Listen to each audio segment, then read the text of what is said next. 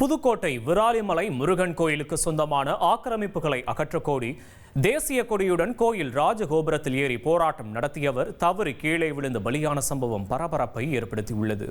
கூடுதல் விவரங்களை செய்தியாளர் சுந்தர் வழங்க கேட்கலாம். சுந்தர், வணக்கம். என்ன நடந்ததுன்னு விவரிங்க சுந்தர். புதுக்கோட்டை மாவட்டம் விராலிமலை மலைமேல் முருகன் கோவில் வந்து மிகவும் பிரசித்தி பெற்றதாகவும் இது அறுபடை வீடுகளுக்கு இணையாகவும் கருதப்பட்டு வருகிறது.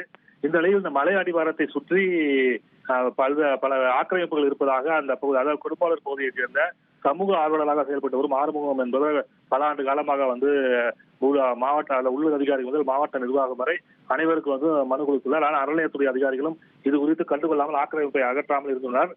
கடந்த ஆண்டு இதே போன்று இதே விராலிமலை முருகன் கோவில் தான் அவர் மலைமேல் கோபுரத்தின் மீது ஏறி போராட்டம் நடத்திய போது அப்போது அதிகாரிகள் வந்து அவரிடம் சமரச பேச்சுவார்த்தை நடத்தி உடனடியாக ஆக்கிரமிப்புகள் அகற்றப்படும் என்று உறுதி கூறிய தொடர்ந்து அவர் வந்து பாதுகாப்பாக கீழே இறக்கப்பட்டார். ஆனால் ஓராண்டு காலமாகியும் இதுநாள் வரை அவர்கள் நடவடிக்கை எடுக்குவதால் அதிருப்தி அடைந்த ஆறுமுகம் இன்று சுதந்திர தினமான இன்று அதாவது விராலிமலை முருகன் கோவில் கோபுரத்தின் மீது ஏறி தேசிய கொடியுடன் அங்கு வந்து போராட்டம் நடத்தி வந்தார். உடனடியாக அதிகாரிகள் மற்றும் காவல்துறையில் அவரிடம் பேச்சுவார்த்தை நடத்தினார்.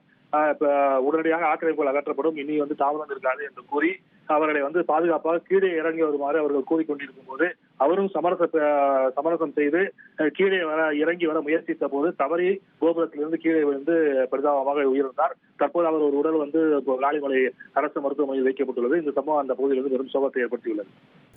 விவரங்களுக்கு நன்றி சுந்தர். உங்கள் தந்திவன் தொலைக்காட்சியில் யார் சனிக்கிழமை தோறும் இரவு 8 மணிக்கு காணத் தவறாதீர்கள்.